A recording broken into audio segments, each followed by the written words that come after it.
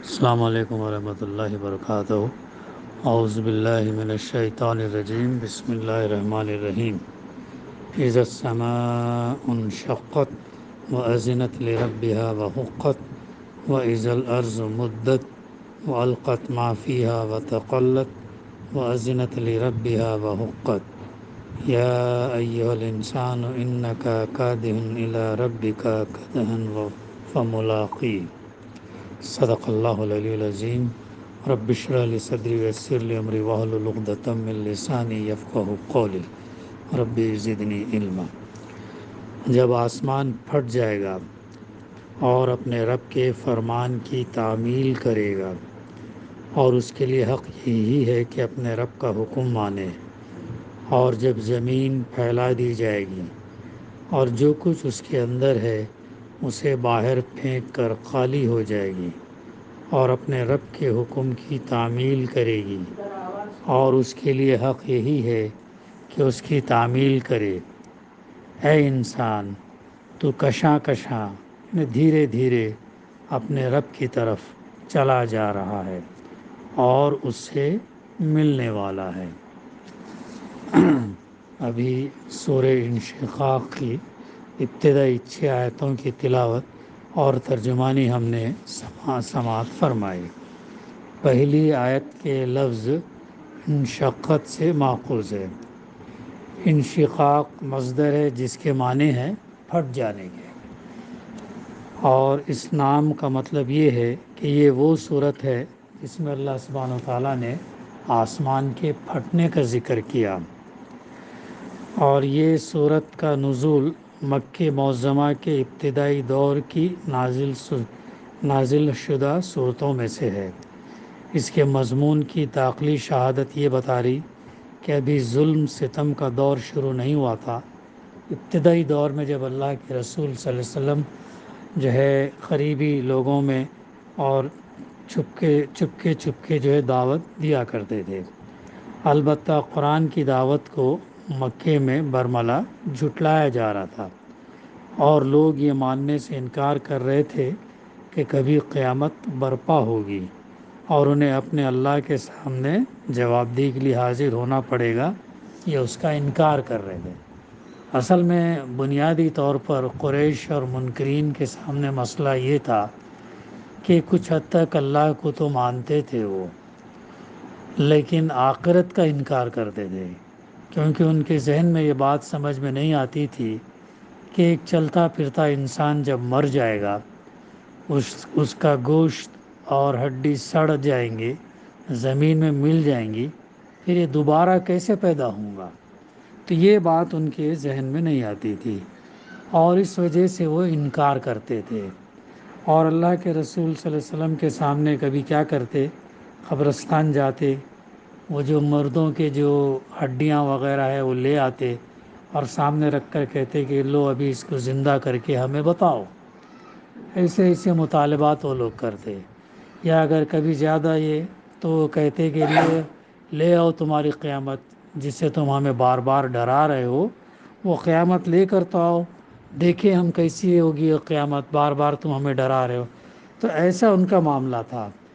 تو یہ جو ان کی مخالفت تھی شدت کے ساتھ آخرت کے انکار پر تھی اور رسالت پر تھی۔ اللہ ان کو رسول ماننے کے لیے بھی تیار نہیں تھے، محمد صلی اللہ علیہ وسلم کو اللہ کا رسول ماننے والے تیار نہیں تھے۔ دوسرے مقامات پر یہ بات سامنے آتی، بلکہ وہ سوال کرتے تھے کیا اللہ کو آپ ہی ملے تھے نعوذ باللہ رسول کا رتبہ دینے کے لیے؟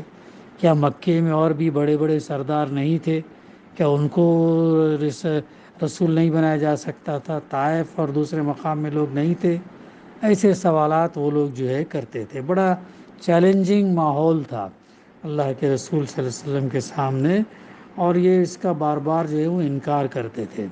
اور یہ ابتدائی صورتوں کے اندر زور توحید پر اور آخرت پر دیا گیا، ان کو دلیلوں سے، متعدد دلیلوں سے اور متعدد اللہ سبحانہ وتعالیٰ کی نشانیوں کے ذریعے سے سمجھایا گیا، بتایا گیا یہ عین ممکن ہے اور اس کا ہونا لازمی ہے۔ وہ انصاف کا دن ہے، جس کو سزا ملنی ہے سزا ملے گی، اور جس کو اجر مل رہا ہے اس کو اجر ملے گا۔ تو یہ واضح طور پر بتایا گیا، اور یہی وہ چیز تھی جو اللہ کے رسول صلی اللہ علیہ وسلم نے صحابہ کے اندر تربیت ایسی کی تھی کہ ان کا یقین بہت پختہ تھا۔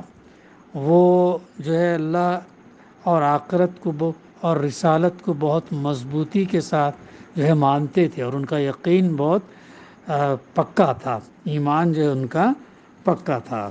تو اس کا جو مضمون ہے دراصل قیامت اور آخرت ہے۔ ابتدائی صورتوں میں یہ مضمون کے اوپر زیادہ زور دیا گیا۔ اللہ کے رسول صلی اللہ علیہ وسلم نے ایک حدیث میں فرمایا، سورہ تکویر، سورہ انفطار اور سورہ انشقاق کا اگر کوئی شخص مطالعہ کر لے یا پڑھ لے تو اسے ایسا معلوم ہوگا جیسے قیامت کے مناظر اس کے سامنے آ رہے ہیں۔ قیامت میں جو چیز ہونے والی ہے وہ مناظر اس کے سامنے آ رہے ہیں۔ تو یہ پہلی 5 آیتوں کے اندر نہ صرف قیامت کی کیفیت بیان کی گئی بلکہ اس کا برحق ہونے کی دلیل بھی اللہ سبحانہ تعالیٰ نے دی گئی۔ اس کی کیفیت یہ بتائی گئی کہ اس روز آسمان پھٹ جائے گا، زمین پھیلا کر ہموار بنا دی جائے گی، جو کچھ زمین کے پیٹ میں ہے یعنی مردہ انسانوں کے اجزاء، بدن اور ان کے اعمال کی شہادتیں سب کو نکال کر وہ باہر پھینک دے گی، زمین پھینک دے گی، حتیٰ کہ اس کے اندر کچھ بھی باقی نہیں رہے گا۔ اور اس کی دلیل یہ دی گئی کہ آسمان اور زمین کے لیے ان کے رب کا حکم یہی ہوگا، اور چونکہ دونوں اس کی مخلوق ہیں اس لیے وہ اس کے حکم سے سرتابی نہیں کر سکتے۔ ان کے لیے حق یہی ہے کہ وہ اپنے رب کے حکم کی تعمیل کرے۔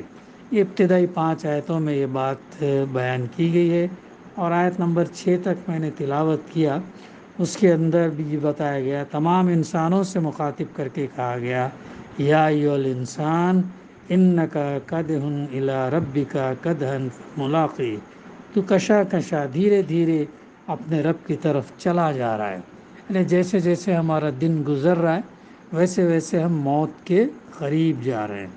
اب جب ہم موت کے قریب جائیں گے تو پھر اس کے بعد جو ہے قبر میں پتہ نہیں کتنے سال کتنے دن پڑے رہیں گے، قیامت برپا ہوگی، اور پھر اللہ سبحانہ و تعالیٰ سے جو ہے ملاقات ہوگی۔ اللہ سبحانہ و تعالیٰ جو نیک اور جنت میں جو لوگ جائیں گے ان کو سب سے بڑی چیز یہ اللہ کا دیدار ہوگی۔ تو یہ 6 آیتوں کی ابھی تلاوت اور ترجمانی ہم نے سماعت فرمائی۔ اس کا زمان نزول اور پس منظر بھی ہمارے سامنے مختصراً جو ہے آیا۔ اب اس کی تفسیر میں اللہ سبحانہ و تعالیٰ پہلی آیت میں فرماتا، اذا السماء انشقت، جب آسمان پھٹ جائے گا اور اپنے رب کے فرمان کی تعمیل کرے گا۔ اب یہ جو آسمان ہم دیکھ رہے ہیں، نیلا آسمان جو ہم دیکھ رہے ہیں، اس کے اندر کوئی دراڑ نہیں ہے، کوئی سپورٹ نہیں ہے۔ یہ کس طریقے سے ہے یہ انسان ابھی تک پوری طریقے سے جان نہیں سکا، بلکہ زمین کے اوپر جو ہے وہ خلا اسپیس ہے کر کے ابھی سائنس کہتی ہے۔ تو یہاں پر یہ بات بتائی جا رہی کہ وہ آسمان جو ہے اس دن قیامت جب برپا ہوگی تو پھٹ جائے گا۔ ایک جگہ قرآن مجید میں کہا گیا ہے کہ آسمان لال ہو جائے گا، سرخ ہو جائے گا، اور اس میں مختلف دروازے کھول دیے جائیں گے۔ تو یہاں پہ لفظ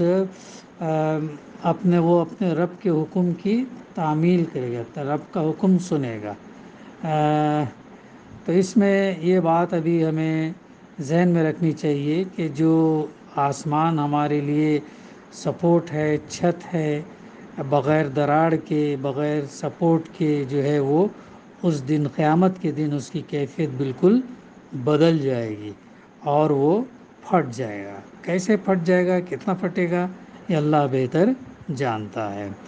پھر اس کے بعد فرمایا جا رہا، وَأَذِنَتْ لِرَبِّهَا وَحُقَّتْ، اور اس کے لیے حق یہی ہے کہ وہ اپنے رب کا حکم مانے۔ وَإِذَا الْأَرْضُ مُدَّتْ، اور جب زمین پھیلا دی جائے گی۔ زمین پھیلا دیے جانے کا مطلب یہ ہے کہ جو سمندر ہم دیکھ رہے ہیں، دریا ہم دیکھ رہے ہیں، پہاڑ دیکھ رہے ہیں، دریا، یہ سب سمندر، یہ کیا کر دیے جائیں گے، ایک لیول کر دیے جائیں گے۔ پہاڑ ریزہ ریزہ کر کے بکھیر دیے جائیں گے، اور زمین کی ساری اونچ نیچ برابر کر کے اسے ایک ہموار میدان بنا دیا جائے گا۔ یعنی یہ جو ابھی جب بھی ہم سفر کرتے ہیں کہ دیکھتے ہیں کہ پہاڑ ہیں، پھر نیچے ویلی ہے، پھر اونچا نیچا، پھر دریا ملتے ہیں ہم کو، لیک ملتے ہیں، پونڈ ملتے ہیں، پھر سمندر یہ ہے، یہ تمام چیزوں کو اللہ تعالیٰ قیامت کے دن جو ہے ایک چٹیل میدان بنا دے گا، ایک میدان بنا دے گا۔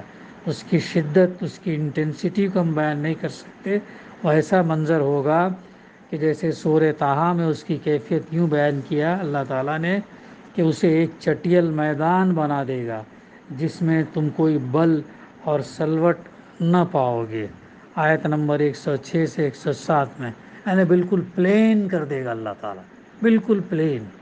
اور احادیث میں اور دوسرے کے مقامات پر یہ بات آتی ہے کہ تمام آدم علیہ السلام سے لے کر آخری انسان جو پیدا ہوگا وہ تمام انسانوں کو اللہ تعالیٰ جو ہے جمع کرے گا، اور اس دن جو ہے صرف قدم رکھنے کی جگہ ہوگی، اتنا کھچا کچ، حالانکہ اللہ تعالیٰ سمندر، دریا، پہاڑ ان سب کو ریزہ ریزہ کر دے گا، لیکن اس کے باوجود بھی انسانوں کو صرف پیر رکھنے کی جگہ اتنے یعنی یہ ہوں گے، ایسا اس کا جو ہے منظر ہوگا۔ قیامت کی ہولناکیاں بہت خطرناک ہیں، مطلب تو ایسی کیفیت اس کی ہوگی۔ حاکم نے مستدرک میں عمدہ سند کے ساتھ حضرت جابر بن عبداللہ رضی اللہ کے حوالے سے رسول اللہ صلی اللہ علیہ وسلم کا یہ ارشاد نقل کیا کہ قیامت کے روز زمین ایک دسترخوان کی طرح پھیلا کر بچھا دی جائے گی، پھر انسانوں کے لیے اس پر صرف قدم رکھنے کی، ہاں یہاں پر بات آئی، پھر صرف قدم رکھنے کی جگہ ہوگی، اور زیادہ جو ہے اس کو یہ نہیں ہوگا۔ اس بات کو سمجھنے کے لیے یہ حقیقت نگاہ میں رہنی چاہیے کہ اس دن تمام انسانوں کو جو اول روز آفرین سے قیامت تک پیدا ہوئے ہوں گے، بیک وقت زندہ کر کے عدالت الہی میں پیش کیا جائے گا۔ اتنی بڑی آبادی کو جمع کرنے کے لیے ناگزیر ہے کہ سمندر، دریا، پہاڑ، جنگل، گھاٹیاں اور پست و بلند علاقے سب کے سب ہموار کر کے پورے کرۂ زمین، پوری ارتھ کو ایک میدان بنا دیا جائے تاکہ اس پر ساری نوع انسانی کے افراد کھڑے ہونے کی جگہ پا سکیں۔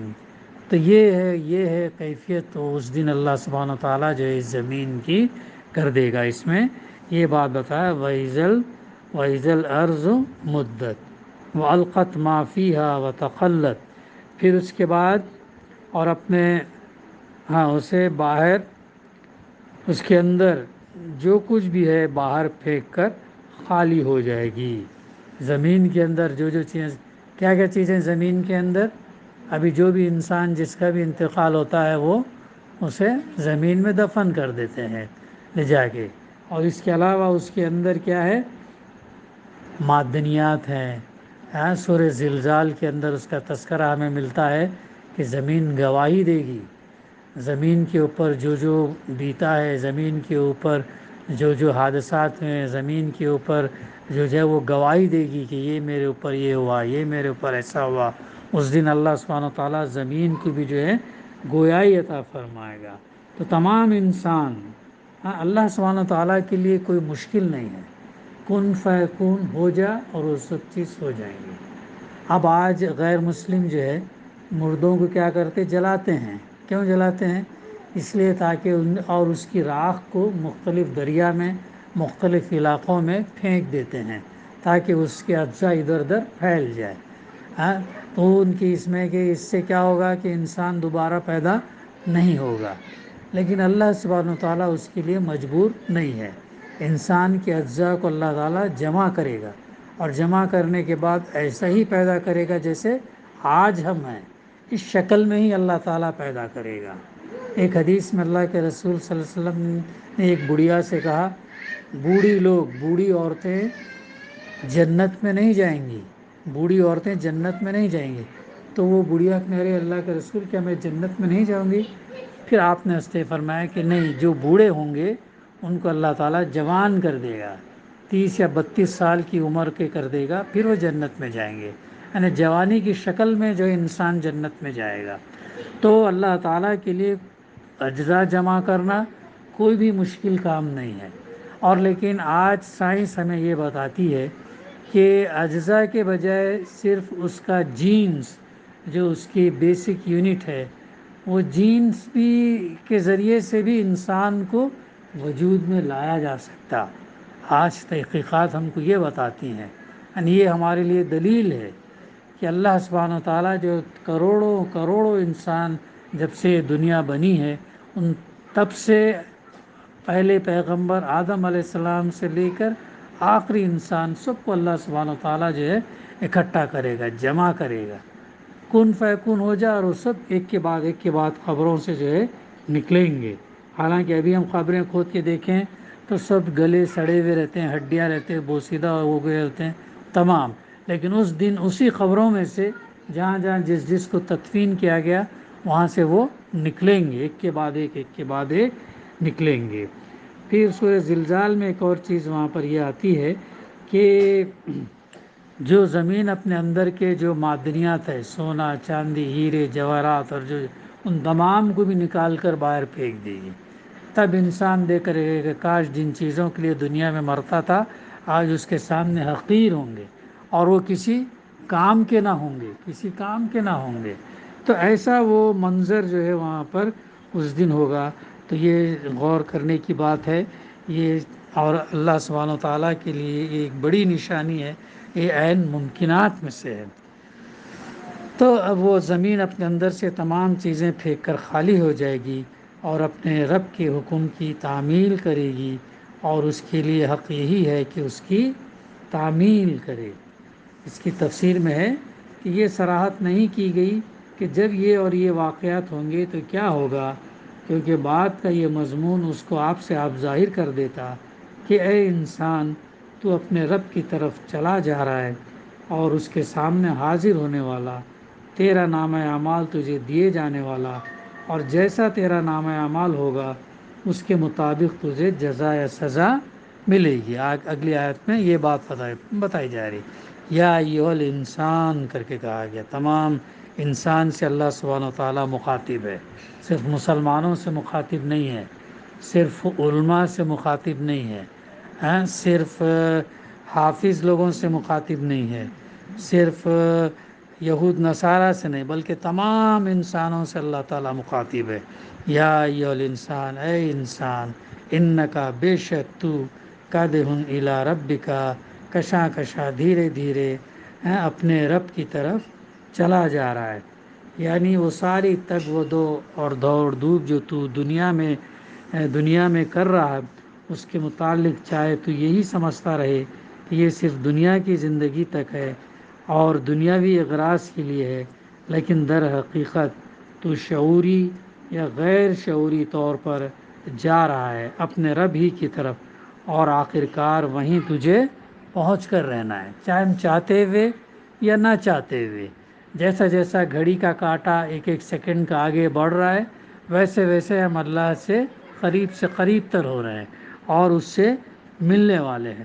اب ظاہر ہے گزشتہ ہمارے سامنے بات آئی تھی خبر کی نعمتوں میں سے، جو نیک ہوں گے، ایمان اور صالح ہوں گے، ایمان اور خیر کے ساتھ وہ اس دنیا سے جب رخصت کریں گے تو ان کے لیے کیا ہے، خبر ایک نعمت ہے، اور اللہ تعالیٰ اس دن ان کو جو ہے اس کا اجر دے گا۔ حالانکہ انسان کو اس بات پر بھی زوم نہیں ہونی چاہیے کہ میرا ایمان اور میرے عمل کی بنیاد پر جو ہے میں جنت میں جاؤں گا، کیونکہ اللہ کے رسول صلی اللہ علیہ وسلم نے صحابہ جب بیٹھے ہوئے تھے اور ان سے فرمایا کہ خوب جان لو کہ اللہ سبحانہ و تعالیٰ جو ہے بے نیاز ہے، تم اپنے اعمال کے بلبوتے پر جو ہے تم جو ہے جنت میں نہیں جاؤ گے، بلکہ اللہ کی توفیق، اللہ کی رحمت، اللہ کی تائید، اللہ کے فضل اور کرم کی بنیاد پر جاؤ گے۔ تو یہ ہے وہ چیز جس کے لیے بھی ہمیں طلب کرتے رہنا چاہیے۔ تو چاہے شعوری طور پر یا غیر شعوری طور پر، ایمان رکھ کر یا کفر کی حالت میں، دونوں صورتوں میں انسان جو ہے دھیرے دھیرے اپنے رب کی طرف جو ہے چلا جا رہا ہے۔ پھر فرمایا فملاقی، اور اس سے پھر ملنے والا ہے، جب اس کے سامنے تمام حقیقتیں جو ہے اس کے سامنے کھل جائیں گی۔ پھر آگے فرمایا جا رہا فَأَمَّا مَنْ أُوتِيَ كِتَابَهُ بِيَمِينِهِ، پھر جس کا نامہ اعمال اس کے سیدھے ہاتھ میں دیا گیا، فَسَوْفَ يُحَاسَبُ حِسَابًا يَسِيرًا، اس سے ہلکا حساب لیا جائے گا۔ یعنی اب ہمارے ہر انسان کے ساتھ فرشتے ہیں، کرامن کاتبین ہیں، ایک سیدھے کاندھے پر، ایک بائیں کاندھے پر۔ یہ کیا کر رہے ہیں؟ یہ ہمارے اعمال کو نوٹ کر رہے ہیں، چاہے ہم اندھیرے میں کریں، جنگل میں کریں، تنہائی میں کریں، کہیں پر بھی کریں، جو بھی ہم عمل کر رہے ہیں وہ اس کو کیا کر رہے ہیں؟ نوٹ کر رہے ہیں۔ تو اور یہ وہ اعمال نامہ سورہ یاسین ہم لوگ پڑھتے ہیں بار بار، اس کے اندر بھی بتایا گیا کہ جو ہے ہر انسان کے ساتھ جو ہے ایک فرشتہ اس کو اور اس کے نامہ اعمال کے ساتھ جو ہے لے کر جائے گا، اس کے نامہ اعمال کے ساتھ جو لے کر جائے گا، اور بتایا جائے جب اسے کہا جائے گا پڑھ اپنا نامہ اعمال، تو وہ دیکھ کر حیران ہو جائے گا۔ سورہ کہف کے اندر، سورہ یاسین کے اندر، متعدد مقامات کے اندر جو ہے وہ بات آتی ہے کہ انسان کا نامہ اعمال، اب ہم یہ چیز سمجھنے کے لیے کوئی مشکل نہیں، جس طریقے سے ہم موبائل کے ذریعے سے ویڈیو ریکارڈ کرتے ہیں، جس طریقے سے ہم سیو کرتے ہیں، چھوٹی چھوٹی انسان، ایک چھوٹا سا موبائل اتنا، کیا وہ اللہ جو انسان کو ایک حقیر نطفے سے پیدا کیا ہے وہ یہ کر سکتا، تو کیا وہ اللہ وہ تمام چیزوں کو ریکارڈ کر کے سیو کر کے اس دن انسان کے سامنے پروڈیوس نہیں کر سکتا؟ یہ وہ دلائل ہیں جو انسان اگر غور کرے تو اسے جو ہے آخرت کا یقین ہو سکتا ہے۔ لیکن جو ضد پر ہے، ہٹ درمی ہے، انکار کرتے ہیں، ماننے کے لیے تیار نہیں ہے، تو انہیں کتنا بھی تم سمجھا پھر وہ نہیں سمجھتے۔ اب اس آیت کے اندر یہ بتایا جا رہا کہ یعنی اس سے جس کا نامہ اعمال سیدھے ہاتھ میں دیا جائے گا، اس سے اللہ تعالیٰ ہلکا حساب لیں گے، یعنی اس سے سخت حساب فہمی نہ کی جائے گی۔ اس سے یہ نہیں پوچھا جائے گا کہ فلاں فلاں کام تو نے کیوں کیے تھے، اور تیرے پاس ان کاموں کے لیے کیا ریزن ہے، عذر ہے۔ اس کی بھلائیوں کے ساتھ اس کی برائیاں بھی اس کے نامہ اعمال میں موجود ضرور ہوں گی، مگر یہ دیکھ کر کہ بھلائیوں کا پلڑا برائیوں سے بھاری ہے، بھلائیوں کا پلڑا بھاری وزن ہے، برائیوں کے مقابلے میں اس کے قصوروں سے درگزر کیا جائے گا اور اسے معاف کر دیا جائے گا۔ قرآن مجید میں بد اعمال لوگوں سے سخت حساب فہمی کے لیے سوء الحساب، بری طرح حساب لینے کے الفاظ استعمال کیے گئے ہیں۔ سورہ رعد میں اس کا تذکرہ آتا ہے آیت نمبر 18 میں، اور نیک لوگوں کے بارے میں فرمایا گیا یہ وہ لوگ ہیں جن سے ہم ان کے بہتر اعمال قبول کر لیں گے اور ان کی برائیوں سے درگزر کریں گے۔ سورہ الاحقاف آیت نمبر 16۔ رسول اللہ صلی اللہ علیہ وسلم نے اس کی جو تشریح فرمائی اسے امام احمد، بخاری، مسلم، ترمذی، نسائی اور دوسرے محدثین وغیرہ نے مختلف الفاظ میں حضرت عائشہ رضی اللہ سے نقل کیا ہے۔ ایک روایت میں ہے کہ اللہ کے رسول صلی اللہ علیہ وسلم نے فرمایا جس سے بھی حساب لیا گیا وہ مارا گیا۔ ظاہر ہے جب اللہ حساب لینے بیٹھے تو پھر وہ کیا ہوگا، اس کا حل، وہ مارا گیا۔ تو حضرت بی بی عائشہ رضی اللہ نے عرض کیا یا رسول اللہ صلی اللہ علیہ وسلم، کہ اللہ تعالیٰ نے یہ نہیں فرمایا کہ جس کا نامہ اعمال اس کے سیدھے ہاتھ میں دیا گیا اس سے ہلکا حساب لیا جائے گا؟ تو اللہ کے رسول صلی اللہ علیہ وسلم نے جواب دیا وہ تو صرف اعمال کی پیشی ہے، لیکن جس سے پوچھ گچھ کی گئی وہ مارا گیا۔ جس سے اللہ پوچھے گا، ڈیٹیل میں جائے گا تو مارا گیا۔ ظاہر ہے انسان گنہگار ہے، خطا وار ہے، اسی لیے اس کے لیے موقع دیا گیا استغفار، توبہ، رجوع اللہ، تمام چیزیں یہ کریں۔ لیکن پھر بھی انکانشیسلی جب بہت سارے جب ان سے چھوٹے صغیرہ گناہ وغیرہ ہو جائے گا، اگر وہ سب حساب لینے بیٹھے تو بہت مشکل ہوگا۔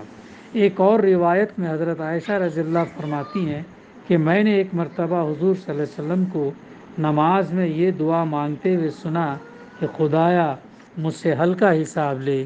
آپ صلی اللہ علیہ وسلم نے جب سلام پھیرا تو میں نے اس کا مطلب پوچھا، آپ صلی اللہ علیہ وسلم نے فرمایا ہلکے حساب سے مراد یہ ہے کہ بندے کے نامہ اعمال کو دیکھا جائے گا اور اس سے درگزر کیا جائے گا۔ ہاں، ہلکے حساب سے مراد یہ ہے کہ اللہ تعالیٰ دیکھے گا اسے۔ اب مثال کے طور پر ہوتا ہے نا، کبھی کسی کارخانے میں اس کا سیٹ، اس کا مالک حساب کتاب میں دیکھتا ہے کہ بھئی چھوٹا موٹا اگر کچھ ایسا خرچہ کرے تو اگنور کر دیتا ہے، چھوٹے موٹے کوتاہیاں غلطیاں جو ہوتی ہیں اسے درگزر کیے گا۔ بڑے بڑے جو یہ ہے وہ دیکھ کر ہاں چلو جانے دو اس کو، ایک گڈ بکس میں آلریڈی جب وہ رہتا ہے سرونٹ تو پھر اسے یہ کر دیتا ہے۔ ایسا ہی معاملہ جب بندے کے بھلائیاں، ایمان اور نیک اعمال جب زیادہ ہوں گے تو اس سے جو ہے تھوڑا ہلکا حساب ہوگا۔ تو یہ بات یہاں پر ایک ہلکے حساب سے مراد یہ ہے کہ بندے کے نامہ اعمال کو دیکھا جائے گا اور اس سے درگزر کیا جائے گا۔ آئے عائشہ رضی اللہ تعالیٰ، اس روز جس سے بھی حساب فہمی کی گئی وہ مارا گیا۔ یہ ہے وہ بات جو ہے یہ ہمیں ذہن میں رکھنی ہے۔ اس تو جس کا نامہ اعمال اس کے سیدھے ہاتھ میں دیا گیا اس سے ہلکا حساب لیا جائے گا۔ وَيَنْقَلِبُ إِلَىٰ أَهْلِهِ مَسْرُورًا، اور وہ اپنے لوگوں کی طرف خوش خوش پلٹے گا۔ ظاہر اصل کامیابی وہ ہے آخرت کی کامیابی، دنیا کی کامیابی عارضی ٹیمپرری کامیابی، اصل کامیابی آخرت کی۔ ظاہر وہ ہمارا پروگریس کارڈ جب ہم کو دیا جائے گا سیدھے ہاتھ میں تو ظاہر ہے ہم خوشی خوشی کیا کریں گے، اپنے رشتہ داروں سے، اپنے دوست احباب، اپنے لوگوں سے جو ہے ملنے کے لیے دوڑیں گے، اور ان سے بس سنائیں گے کہ میرے ساتھ ایسا معاملہ ہوا کر کے، اپنے لوگوں کی طرف خوش خوش دوڑے گے۔ اب اس کے مقابلے میں وَأَمَّا مَنْ أُوتِيَ كِتَابَهُ وَرَاءَ ظَهْرِهِ، اور اس کے مقابلے میں جس کا نامہ اعمال اس کی پیٹھ کے پیچھے دیا جائے گا، پیٹھ کے پیچھے دیا جائے، یعنی سورہ الحاقہ میں فرمایا گیا ہے کہ جس کا نامہ اعمال اس کے بائیں ہاتھ میں دیا گیا، لیفٹ ہینڈ میں دیا جائے گا، اور یہاں پر فرمایا جا رہا ہے کہ اس کے پیٹھ کے پیچھے۔ تو مفسر لکھتے ہیں غالباً اس کی صورت یہ ہوگی کہ وہ شخص اس بات سے تو پہلے ہی مایوس ہوگا کہ اسے دائیں ہاتھ میں نامہ اعمال ملے گا، کیونکہ وہ اپنے کرتوتوں سے وہ خوب واقف ہوگا اور اسے یقین ہوگا کہ مجھے نامہ اعمال بائیں ہاتھ میں ملنے والے۔ البتہ ساری خلقت کے سامنے بائیں ہاتھ میں نامہ اعمال لیتے ہوئے اسے خفت محسوس ہوگی، بے عزتی محسوس ہوگی، اس لیے وہ اپنا ہاتھ پیچھے کر لے گا۔ مگر بغیر اس تدبیر سے یہ ممکن نہ ہوگا کہ اپنا کچا چٹھا اپنے ہاتھ میں لینے سے بچ جائے، وہ تو بہرحال اسے پکڑایا ہی جائے گا، خواہ وہ ہاتھ آگے بڑھا کر لے یا پیٹھ پیچھے۔ تو دونوں صورتوں میں بہرحال اس کو دیا جائے گا، جس کے برے اعمال کا پلڑا زیادہ ہوگا۔ تو ایسی صورت میں کیا کرے گا وہ؟ فَسَوْفَ يَدْعُو ثُبُورًا، تو وہ موت کو پکارے گا، وَيَصْلَىٰ سَعِيرًا، اور بھڑکتی ہوئی آگ میں جا پڑے گا۔ یہ ہوگا وہ اس کا انجام۔ دو لوگوں کے کیریکٹرز یہاں پر بتائیں گے اس مناظر کے اندر۔ پھر ریزن بتایا گیا اِنَّهُ كَانَ فِي أَهْلِهِ مَسْرُورًا، وہ اپنے گھر والوں میں مگن تھا، یعنی اس کا حال اللہ کے نیک بندوں سے مختلف تھا۔ دونوں کی کیریکٹرسٹکس میں فرق ہے، جن کے متعلق سورہ طور آیت 26 میں فرمایا گیا کہ وہ اپنے گھر والوں میں خدا سے ڈرتے ہوئے زندگی بسر کر۔ نیک لوگ کیسے تھے؟ گھر میں بھی اللہ سے ڈرتے ہوئے اپنی زندگی بسر کرتے تھے، یعنی ہر وقت انہیں یہ خوف لاحق رہتا تھا کہ کہیں بال بچوں کی محبت میں گرفتار ہو کر ہم ان کی دنیا بنانے کے لیے اپنی عاقبت برباد نہ کر لیں۔ یہ تھا وہ جو دنیا میں اپنے گھر میں بھی ایسی زندگی گزارتے تھے اللہ سے ڈرتے ہوئے اور اپنی آخرت کی فکر کرتے تھے، کہیں ایسا نہ ہو کہ اپنے بچوں کی دنیا بنانے کے چکر میں ہم اپنی آخرت کو جو ہے گنوا نہ لیں۔ ایسا ان کا معاملہ ہوتا تھا۔ تو یہ تو جو ہے اس کے برعکس اس کا حال یہ تھا کہ اپنے گھر میں وہ چین کی بنسری بجا رہا تھا اور خوب بال بچوں کو عیش کرا رہا تھا، خواہ کتنی ہی حرام خوریاں کر کے، کتنے ہی لوگوں کے حق مار کر یہ سامان عیش فراہم کرے، اور اس لطف اور لذت کے لیے اللہ کی باندھی ہوئی حدوں کو کتنا ہی پامل۔ یہ ریزن اس کا بتایا گیا کہ ایک مختصر سے اس کے بدعمالیوں گھروں میں مگن تھا، اللہ سے ڈرتے ہوئے زندگی نہیں گزار رہا تھا، اور جو ہے اپنی بچوں کی آخرت، اپنے بچوں کی دنیا بنانے کے لیے اپنی آخرت کو گنوار رہا تھا۔ اس نے کیا سمجھا تھا؟ آگے فرما انہو ظن اللہ یہور بلا ان ربہ کان بہ بصیرا، اس نے تو یہ سمجھا تھا کہ اسے کبھی پلٹنا نہیں ہے۔ اللہ تعالیٰ فرما رہے پلٹنا کیسے نہ تھا، اس کا رب اس کے کرتوت دیکھ رہا تھا، اس کا رب اس کے کرتوت دیکھ رہا تھا۔ بقیہ انشاءاللہ ہم سلسلہ جاری رکھیں گے آئندہ۔ دعا ہے کہ اللہ سبحانہ و تعالیٰ ہمیں کہنے سننے سے زیادہ عمل کرنے کی توفیق عطا فرمائے، اور ہمارے ایمان میں، عمل میں اللہ سبحانہ و تعالیٰ اضافہ عطا فرمائے۔ ربنا تقبل منا انک انت السمیع العلیم وتب علینا انک انت التواب الرحیم۔ صلی اللہ تعالیٰ علی خیر خلقہ وعلی آلہ وصحبہ اجمعین۔ الحمد للہ رب العالمین۔